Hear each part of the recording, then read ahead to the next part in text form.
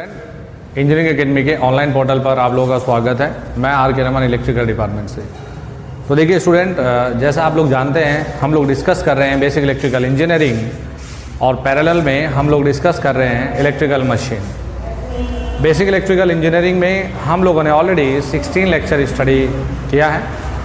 आज हम लोग देखने वाले हैं लेक्चर नंबर 17। इलेक्ट्रिकल मशीन में हम लोग 14 लेक्चर देख चुके हैं। तो देखिए स्टूडेंट, कुछ वीडियो और आने हैं, उसके बाद तो हम लोगों की लाइव क्लासेज स्टार्ट हो जाएंगी। लेकिन लाइव क्लास को भी मैं उसी पॉइंट से स्टार्ट करने वाला हूँ बेटा। अगर लेक्चर नंबर 18 से आगे लाइव क्लासेस जाएंगी तो लेक्चर नंबर 18 से आगे ही हम लोग कंटिन्यू करेंगे। जो भी बच्चा नया हमारे साथ जुड़ेगा उससे पहले की सब वीडियो को वॉच करेगा। तो देखिए बेसिक इलेक्ट्रिकल इंजीनियरिंग में हम लोग जो स्टडी कर रहे हैं नेटवर्क थ्योरम, तो ऑलरेडी हम लोगों ने पढ़ा है superposition theorem, Thevenin theorem, Norton theorem, maximum power transfer theorem. इन पर बेस्ड कुछ अलग अलग तरह के न्यूमेरिकल हम लोगों ने प्रैक्टिस किए हैं जो कि काफ़ी इंपॉर्टेंट थे। तो आज हम लोग बहुत ही इंपॉर्टेंट थ्योरम डिस्कस करने वाले हैं जिसका नाम है मिलमैन थ्योरम। देखिए मिलमैन थ्योरम से बाकी स्टेट गवर्नमेंट के जूनियर इंजीनियर एग्जाम में बहुत कम पूछा जाता है, लेकिन एसएससी ने एक दो बार सवाल पूछा है, एक दो बार क्वेश्चन पूछा है। तो क्या है कि बहुत ज़्यादा टफ नहीं है, बहुत सिंपल सा है मिलमैन थ्योरम। तो इसको हम लोग डिस्कस कर लेते हैं। फिर हम लोग डिस्कस करेंगे रेसिप्रोसिटी थ्योरम। तो रेसिप्रोसिटी थ्योरम भी बहुत सिंपल से, बहुत छोटी सी थ्योरम है। बहुत एक और छोटी सी थ्योरम बचेगी कंपनसेटिंग थ्योरम, तो उसको भी हम लोग देख लेंगे कि कंपनसेटिंग थ्योरम, वैसे जेई लेवल के लिए कंपनसेटिंग थ्योरम बिल्कुल इंपॉर्टेंट नहीं है। तो देखिए बेटा, हम लोग पहले स्टडी करते हैं हम लोग मिलमैन्स थ्योरम। मिलमैन्स थ्योरम बेटा ध्यान देना है। देखिए मिलमैन थ्योरम यूज होता है वोल्टेज सोर्स के लिए भी और मिलमैन थ्योरम यूज होता है करंट सोर्स के लिए भी। तो देखिए मिलमैन थ्योरम को समझने के लिए आपको ये करना है कि पहले हम लोग देखते हैं वोल्टेज सोर्स के लिए। तो यहाँ पर हम लोग को देखिए जो गिवन है, जो गिवन कंटेंट है कि यहाँ पर बेटा हम लोगों को Z1 दे दिया, यहाँ हम लोग को मिल गया है कि ये E1 है। क्या कि वोल्टेज सोर्स का एक इंटरनल डायग्राम है, इंटरनल इक्विवेलेंट सर्किट है। ऐसे ही बहुत सारे जो वोल्टेज सोर्स है ये सारे के सारे बेटा पैरेलल में कनेक्ट है। ये काफ़ी है और ये पैरेलल में कनेक्ट है। Z3 यहाँ पर आ गया बेटा E3। और हम लोग ये कहेंगे कि बेटा ये n number of voltage source, n number of voltage source कुछ इसी तरह से कनेक्ट है। यहाँ पर Zn और यहाँ पर हम लोगों ने लिया है En। क्लियर है? ये n नंबर के सोर्स कुछ इसी तरह से कनेक्ट है। तो बेटा ये है यहाँ पर इक्विवेलेंट वोल्टेज सोर्स के लिए क्या हम लोगों ने एक वोल्टेज सोर्स है, इसका इंटरनल स्ट्रक्चर यानी कि इंटरनल इंपीडेंस जो किया, इसका हम लोगों ने ऐसे n numbers of source connect है और सारे के सारे कैसे कनेक्ट है? पैरेलल में। तो मिलमैन थ्योरम का मतलब यह है कि आप इसको कन्वर्ट करिए एक सिंगल वोल्टेज सोर्स V में और सिंगल इंपीडेंस Z में across the load terminal A and B। Clear है? तो मिलमैन थ्योरम इसको सिंप्लीफाई करके देगा एक वोल्टेज सोर्स और इंटरनल इंपीडेंस Z में। दोनों के दोनों कैसे कनेक्ट है? सीरीज में होगा। तो देखिए जब भी आप मिलमैन थ्योरम वोल्टेज सोर्स के लिए अप्लाई करेंगे तो बेटा आपको ध्यान ये देना है कि ये Z1 है। आप लोग एडमिटेंस की बात करें तो Y1 बराबर 1/Z1। अगर हम एडमिटेंस Y2 की बात करें तो 1/Z2। हम एडमिटेंस Y3 की बात करें तो 1/Z3। ऐसे ही Yn बराबर बात करें तो 1/Zn। हमने अगर यहाँ पर यूनिट ओम है, यहाँ पर यूनिट ओम है, यहाँ पर यूनिट ओम है, यहाँ पर यूनिट ओम है, तो हमने कन्वर्ट करना है उसको मो में, कन्वर्ट करना है मो में, कन्वर्ट करना है मो में, कन्वर्ट करना है मो में। तो इसको कन्वर्ट करने के बाद देखिए हमारे लिए चैलेंज क्या है कि हम वोल्टेज यहाँ E का मान निकाले और साथ के साथ में हम लोग Z का मान निकाले। ध्यान से देखेंगे, बहुत सिंपल है। तो जब भी हम लोग E बराबर फॉर्मूला लिखेंगे तो जो बेसिक फॉर्मूला है ये होता है I tends to 1 to n, यानी I का मान 1 से लेके n तक summation EI YI upon I tends to 1 to n YI। Clear है? ये फॉर्मूला होता है बेटा E के लिए। तो देखिए इसका मतलब क्या है, अगर हम लोग इसको ओपन करें तो E1 Y1 plus E2 Y2 plus E3 Y3 plus dash dash dash EN YN, जितने भी दिए गए हैं उनको आप ऐड करिए। इसका मतलब है Y1 plus Y2 plus Y3 कहाँ तक है बेटा? ये YN तक। तो आपको इस फॉर्मूले का यूज करके आपको E का मान आसानी से मिल जाएगा। क्लियर है? अब लिखना है देखिए Z का मान। तो Z का वैल्यू बेटा लिखा जाता है 1 upon summation of I tends to 1 to n YI। इसका मतलब है 1 upon Y1 plus Y2 plus Y3 plus plus plus YN। Clear है? तो देखिए हम लोग आसानी से Z का मान भी बता सकते हैं और आसानी से हम लोग E का वैल्यू भी बता पाएंगे। अब देखिए इसी पर आधारित बेटा बहुत ही सिंपल सा सवाल ले लेते हैं। कई बार बच्चे को ऐसा हो जाता है कि वो R और Z में कंफ्यूज हो जाता है। तो देखिए बहुत ही सिंपल सा एक सवाल है। यहाँ पर दे दिया बेटा 5 ओम, यहाँ पर वैल्यू दे दिया है 10 वोल्ट, यहाँ पर वैल्यू दिया यार 2 ओम और बैटरी दे दिया है 20 volt. Across the load terminal A and B, across the load terminal A and B, आपको कन्वर्ट करना है इसको मिलमैन थ्योरम के अकॉर्डिंग एक सिंपल इक्विवेलेंट सर्किट में, जिसमें आपको बताना है E का वैल्यू एंड इक्विवेलेंट Z का वैल्यू या फिर इक्विवेलेंट R का मान। तो देखिए मैंने आपको यह भी बताया कि यदि यूनिट ओम में है तो उसको मो में कन्वर्ट करिए। तो जब हम इसकी यूनिट को मो में कन्वर्ट कर रहे हैं तो 1/5 यानी कि 0.2 मो।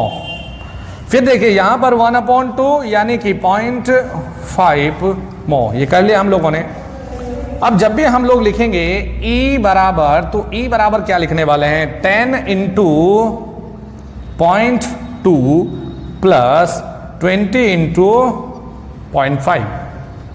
अब देखिए जी अपॉन में लिखना है आपको समेशन ऑफ YI यानी कि 0.2 प्लस 0.5। ये बेटा आपको देगा बहुत ही सिंपल से वे में वोल्टेज का वैल्यू। अब देखना है हम लोगों को R का मान यहाँ कैसे लिखना है। तो R का वैल्यू होगा 1 अपॉन, देखिए इस फॉर्मूले को ध्यान से देखेंगे, 1 अपॉन कितना है 0.2 प्लस 0.5। यहां से आपको मिल जाएगा R का वैल्यू। तो आप आसानी से E का मान भी कैलकुलेट कर सकते हैं और आसानी से आप R का या Z का वैल्यू भी कैलकुलेट कर सकते हैं। तो बेटा ये हम लोगों ने पढ़ा है मिलमैन थ्योरम वोल्टेज सोर्स के लिए। अभी हम लोगों को देखना है मिलमैन थ्योरम करंट सोर्स के लिए कैसे अप्लाई होगा। तो फटाफट से इसका स्क्रीनशॉट ले लीजिए आप।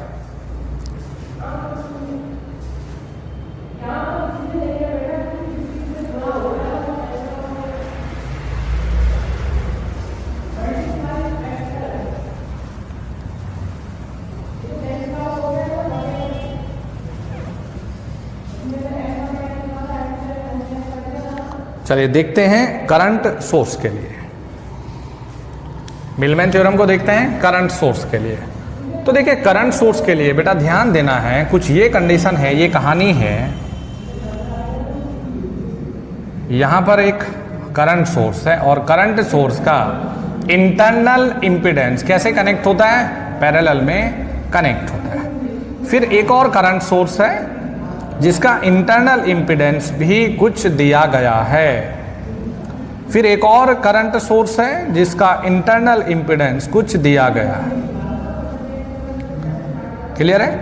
ये बेटा ले लेते हैं I1, ये Z1, ये I2, ये Z2 और ऐसे ही करके ये सब आपको दिया है IN ZN तक। क्लियर है? IN ZN तक दिया है। Across the load terminal A and B। इसका क्लियर मतलब क्या है A एंड B की? इसका मतलब समझने की आप कोशिश करें कि बहुत सारे करंट सोर्स है जो एक दूसरे के साथ में सीरीज में कनेक्ट है। तो मिलमैन थ्योरम कहता है कि यदि आपको ऐसी कोई प्रॉब्लम मिलती है तो तो आप इसको कन्वर्ट करेंगे एक सिंगल वोल्टेज सोर्स I में, और इसके साथ पैरेलल में कनेक्ट होगा Z across the load terminal A and B। Clear है? तो हमारे लिए चैलेंज क्या है? I एंड Z का वैल्यू कैलकुलेट करना। I एंड Z का वैल्यू कैलकुलेट करना हमारे लिए चैलेंज। क्लियर है? तो हम लोग देख रहे हैं कि I और Z को हम लोग कैसे कैलकुलेट करने वाले हैं। तो I बराबर summation of I ZI tends to 1 to n upon में summation of I tends to 1 to n ZI। Clear है? अब देखिए इसमें वैल्यू रखिए आप, तो वैल्यू क्या रखेंगे हम लोग? I1 Z1 plus I2 Z2 plus कितने तक होगा? IN ZN तक अपॉन में Z1 plus Z2 plus plus ZN तक। आपको यहां से मिल जाएगा करंट का वैल्यू। क्लियर है? अब देखिए Z के लिए कुछ करने की जरूरत नहीं है। Z बराबर आप क्या लिखेंगे? Summation of I tends to 1 to n ZI। इसका मतलब होगा Z1 Z2 Z3 जितना भी दिया है प्लस ZN तक। क्लियर है? तो आपको बहुत ही सिंपल से वे में मिलमैन थ्योरम मैंने बताई है, और मिलमैन थ्योरम वैसे जे लेवल के लिए बहुत ज़्यादा इंपॉर्टेंट नहीं है, नहीं तो कभी कभार भैया हल्का फुल्का सा सवाल टकरा जाएगा। ठीक है? तो ये होता है मिलमैन थ्योरम का करंट सोर्स के लिए। मिलमैन थ्योरम वोल्टेज सोर्स के लिए ऑलरेडी हम लोग देख चुके हैं, ये है मिलमैन थ्योरम करंट सोर्स के लिए।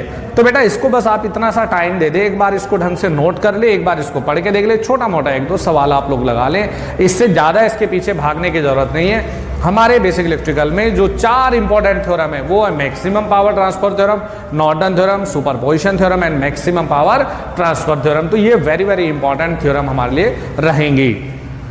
क्लियर है? तो नेक्स्ट थ्योरम देखेंगे हम लोग।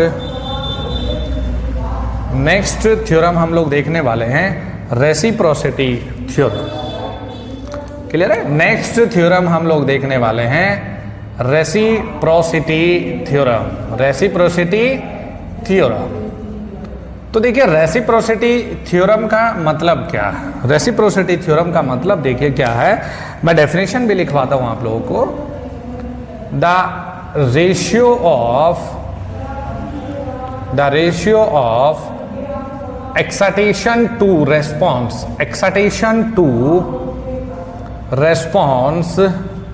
the ratio of excitation to response is constant when the position of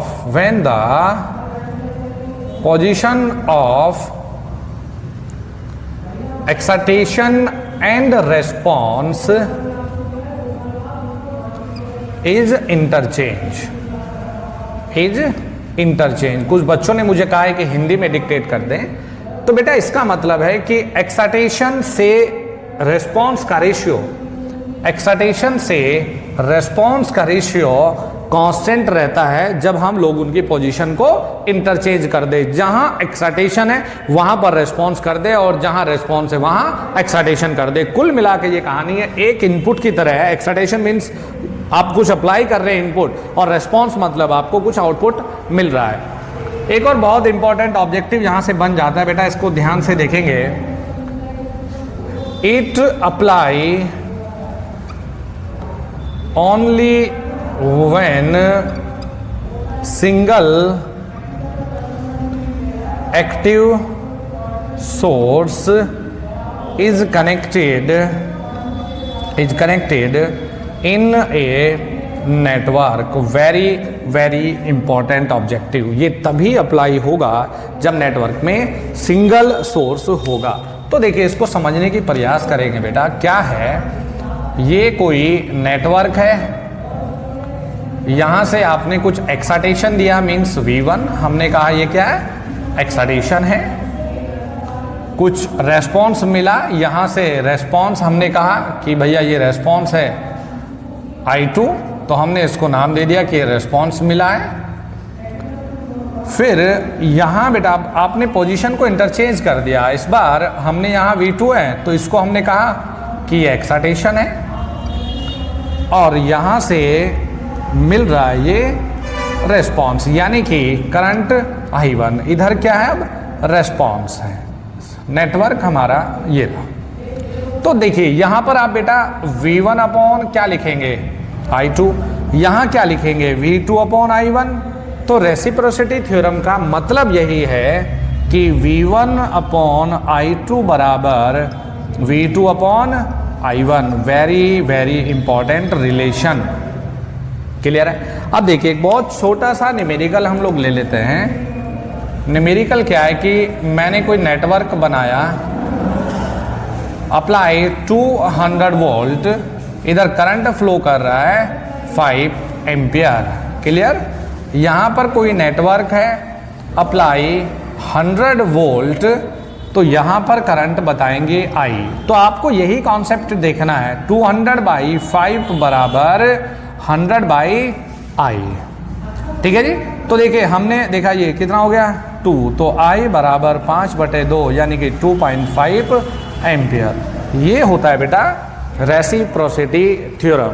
तो फटाफट से आप स्क्रीनशॉट ले लीजिए, फिर हम लोग आगे चलते हैं।